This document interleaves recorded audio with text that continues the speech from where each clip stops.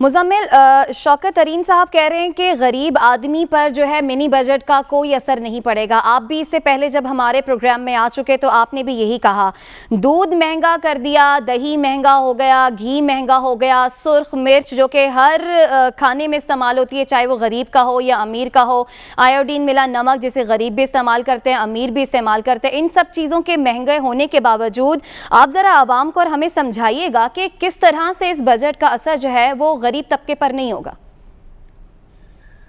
चले उमेर बाप, मैं थोड़ा सा इसको ना एक और जाविया देकर कोशिश करता हूँ आपको समझाने की और आपके तवसत आवाम को भी। जी देखें, अगर ये अभी कल जब जो आया है बजट, उसमें कहा गया है कि लगभग 350 अरब रुपए के करीब के टैक्सेस लगेंगे। और एक मिनट के लिए हम ये कह देते हैं, अभी हमारी आपकी बहस तो ये है ना कि आम आदमी और खास आदमी या अमीर या गरीब आदमी, हुकूमत कह रही है कि गरीब आदमी पे नहीं कुछ होगा और जो है ये अमीर आदमी पे होगा, लेकिन हम एक मिनट के लिए कहते हैं कि अवाम ने 350 अरब रुपए का टैक्स आ गया है। ये कितना है? अब मैं आपको बताता हूं कि अगर 1 रुपया पेट्रोल की कीमत को अगर बढ़ा दें तो अवाम को 20 अरब रुपए इजाफी खर्च होते हैं उससे, और अगर 5 रुपए जो है पेट्रोल की कीमत बढ़ जाए तो 100 अरब रुपए अवाम को खर्च करने होते हैं।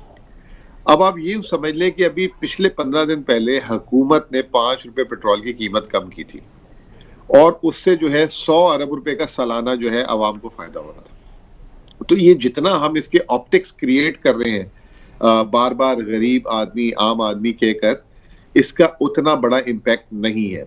ठीक है जी। अब आपने कहा दूध दही घी इसकी कीमतें बढ़ रही हैं, ये बिल्कुल ही जिसे कहते हैं कि ऐसा नहीं है। अच्छा। तमाम खाने पीने की चीजें जो हैं, चाहे वो सब्जियां हो, चाहे वो चिकन हो, चाहे वो अंडे हो, चाहे वो जो है गोश्त हो, चाहे वो आटा हो, इन तमाम चीजों पे कोई टैक्स नहीं लगाया गया। अच्छा, जहां टैक्स लगाया गया है वो इस तरह लगाया गया है कि जो लोग, बहुत सारे लोग जो हैं वो टैक्स जमा नहीं करा रहे थे, टैक्स चोरी करते थे। तो सिस्टम को इस तरह चेंज किया गया, जैसे अद्वियात के बारे में लोग कह रहे हैं कि उसके खाम माल पे ड्यूटी लग गई है। जी बिल्कुल। कहा यह जा रहा है कि जी खाम माल पे ड्यूटी लग गई है, जब वो दुकानदार के पास जाएगा, दुकानदार से पहले उसका रिफंड ले लेंगे। उल्टा दवाइयों की कीमतें जो है, एफबीआर कह रहा है, आज एफबीआर के चेयरमैन ने भी कहा कि 15 से 20% कम हो सकती है। शब्बर जैदी भी मेरे से पिछले एक प्रोग्राम में थे, बैठे हुए थे, वो कह रहे हैं कि उल्टा 15 से 20% दवाइयों की कीमतें कम हो जाएंगी। एक जगह पे कंफ्यूजन है, मैं आपके सामने अभी उसका एडमिट कर लेता हूं। हुकूमत ने बाहर से जो बच्चों का इन्फेंट मिल्क आता है, फार्मूला मिल्क, उस पे जो है सेल्स टैक्स लगाया है। और लेकिन अब जो है 99% इस मुल्क में जो है, पाकिस्तान में 2 कंपनियां हैं वो देती हैं। अब वो उसमें कंफ्यूजन ये है कि वो मकामी पे भी लगा कि नहीं लगा, ये मंडे को पता लग जाएगा। अच्छा। बाकी आपने कहा दूध दही वगैरह आप किसी भी दुकान से लेंगे तो नहीं लगेगा। वैसे अगर डब्बे वाला लेंगे तो उसमें थोड़ी सी शरह शायद 10% से 17%, चाहे वो मकामी सतह पर भी तैयार हुआ है दही डब्बे वाला।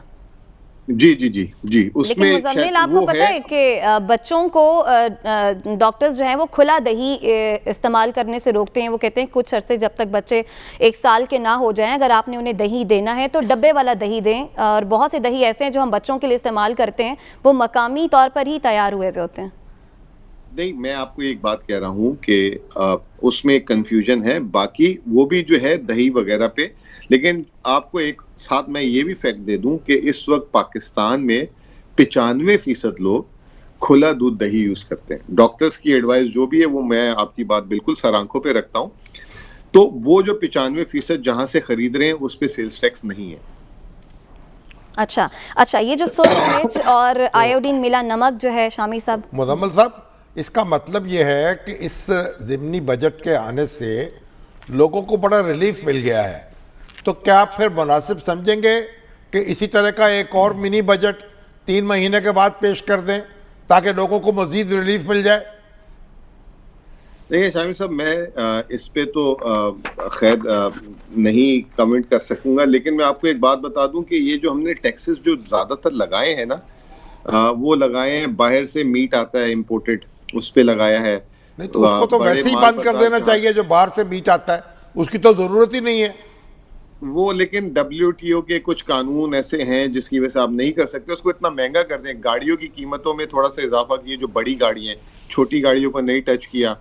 जो बाहर के ड्रामे थे, अब आप ये देखें कि अभी थोड़ी देर पहले एक टीवी चैनल के मालिक का मुझे फोन आया। अब हमने देखे हमारी जो मकामी इंडस्ट्री थी वो तबाह हो रही थी बाहर के ड्रामे चल के, उन पे हमने टैक्स लगाया। उनके जो मॉडल्स थे यहाँ पे वो इश्तिहारों से पैसे कमा रहे थे, हमने उस पे टैक्स लगाया। अगर इस तरह की चीजें की हैं और मकामी इंडस्ट्री को तहफ़्फ़ुज़ दिया है, दवाइयों का मैंने आपके सामने जिक्र कर दिया। मगर ये इसका मतलब है दवाइयाँ कम हो जाएंगी, मगर कीमतें कम। मगर सवाल ये है कि ये जो इधर छोटे छोटे मामलात है ना, कि गोश्त के ऊपर उसके ऊपर तो चंद यानी मेरा ख्याल चंद रुपयों का फर्क होगा, कोई करोड़ का फर्क होगा या अरब का फर्क होगा।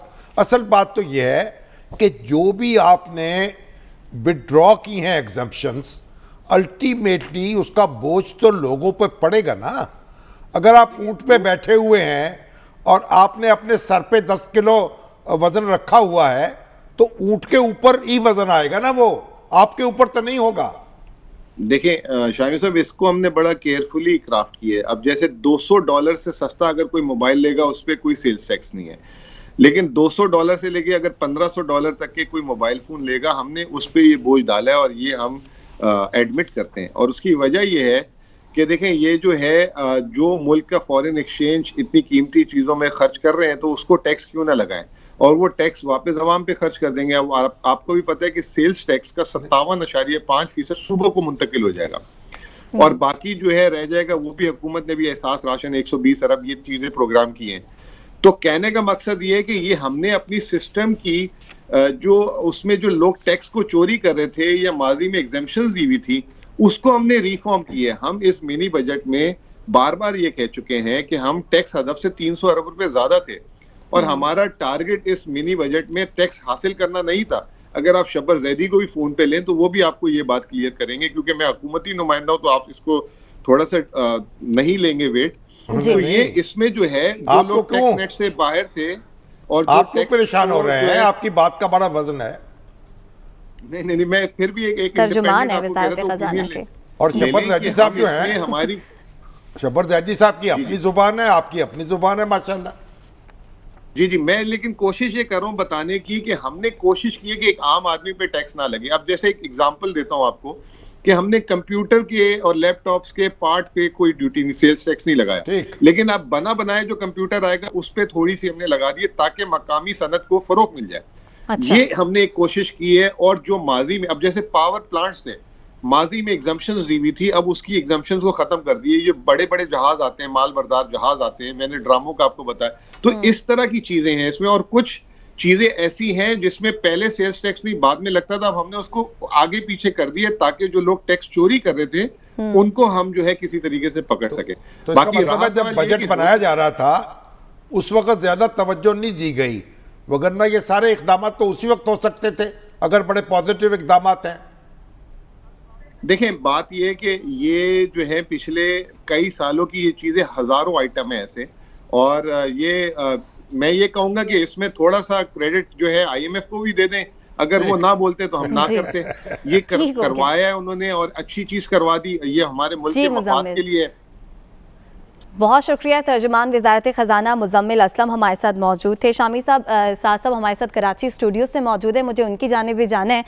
उनकी तरफ जाने से पहले ये बताइएगा, शौकत तरीन साहब ये जो बात कर रहे हैं कि 2 अरब का टैक्स लगने से कोई क़यामत नहीं आ जाएगी, वाकई कोई क़यामत नहीं आएगी? नहीं, वो जो ये कह रहे हैं, देखिए जो एग्जम्पशंस विड्रॉ हुई हैं जी, तो वो इनडायरेक्टली तो वो लोगों पर बोझ आएगा ना जी। जैसे मैंने कहा, अगर मैं इस कुर्सी पे बैठा हुआ हूँ हाँ। और मैं अपने हाथ में 20 किलो उठा लेता हूँ हाँ। और मैं कहता कुर्सी पे वजन नहीं आएगा हाँ। ये मेरे ऊपर रहेगा तो ये तो इलॉजिकल लॉजिक है ना। ऐसे वजन तो आएगा, लेकिन बुनियादी बात ये है बड़ी एक हुकूमत को कहना चाहिए कि मजबूरी है। IMF के प्रोग्राम में हम हैं और उस प्रोग्राम से हम विड्रॉ नहीं कर सकते, उसका नुकसान ज्यादा होगा। तो अब जहां हम फंसे हुए हैं तो उनकी बात माननी है बिल्कुल, और अपने रेवेन्यू में इजाफा करना है जी। तो इसमें सीधी बात कर लें तो क्या हर्ज है इसमें। वैसे आखिर में तो उन्होंने शुक्रिया अदा कर दिया IMF का, बिल्कुल, तो फिर मजीद शुक्रिया अदा करते रहे उसका